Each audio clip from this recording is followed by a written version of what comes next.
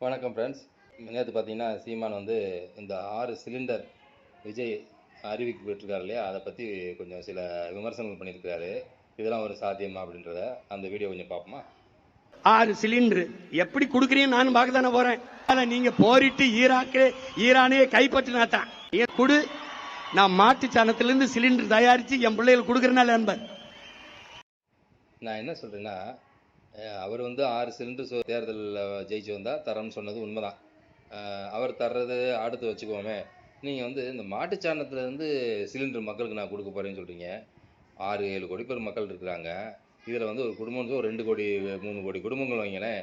இந்த 3 கோடி குடும்பங்களுக்கும் சிலிண்டர் வந்து மாட்டுச்சாணத்துலேருந்து தயார் பண்ண முடியுமா? நான் கேட்குறேன். அவ்வளோ மாடு இருக்குதா நம்ம தமிழ்நாட்டில்?